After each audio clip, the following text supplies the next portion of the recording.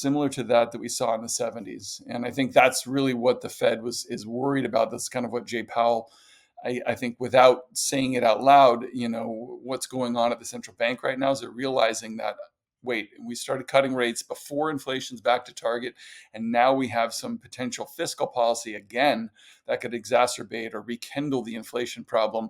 And we don't have rates. We still don't have rates anywhere near where the Taylor rule says they should be. So monetary policy is still, erring on the side of dovishness when the inflation problem hasn't gone away, and the risk of rekindling it is potentially growing. So I do worry about a pickup in inflation again. I think that's certainly a possibility, and that's really the lesson of history.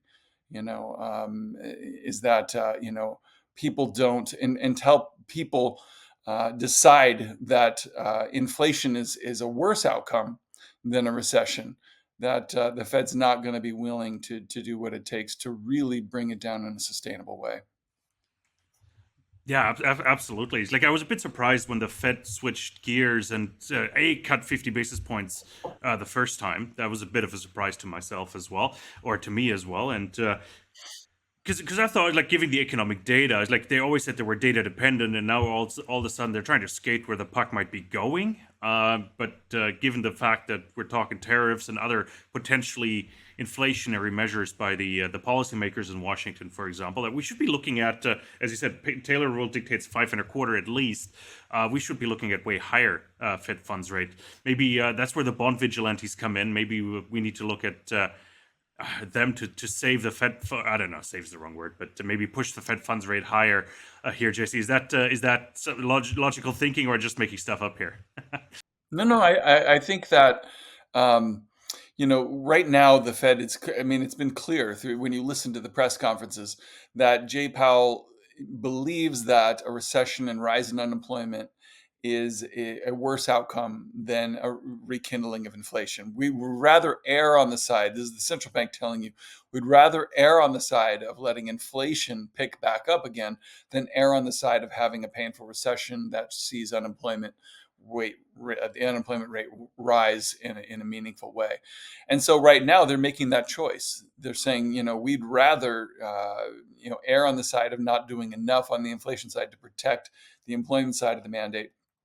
And as I said, until that kind of mindset shifts, and I think we saw it, right, with the elections around the world over the past year. You've seen that, inflation, people hate inflation, right? And I think people probably hate it, worse than a recessionary period. But that message hasn't gotten to the Fed yet. The Fed still thinks we can try and create a soft landing, or at the worst, maybe inflation will stay above target for a prolonged period, but will prevent a recession. The longer that mindset goes on, the more risk you have of people getting even more upset about persistent inflation. I think, the Wall Street Journal had an interesting article recently, pointed out, just inflation in groceries, the breakfast table. And it's insane, how costs are still accelerating in terms of what it takes to put breakfast on the table. And this is what drives people up the wall, I think, consumers. And but again, until the Fed gets that message, they're going to err on the side of allowing inflation to remain above target, so that they try and protect on the employment side. But I think you make a really great point of bringing up the bond vigilantes, because this is like the only rate hike cycle, that we've seen in modern times, at least, rate cut cycle, where Fed is lowering interest rates. We're down, 100 basis points since they started cutting, and the long end rates have gone up. And so that is the market, basically telling the Fed, hey, you guys have kind of lost the plot here, that if you start cutting, inflation is going to become a bigger problem, and you're going to have to do a lot more down the road to fight inflation. So yeah, I think the bond vigilantes could potentially impart some discipline at the Fed.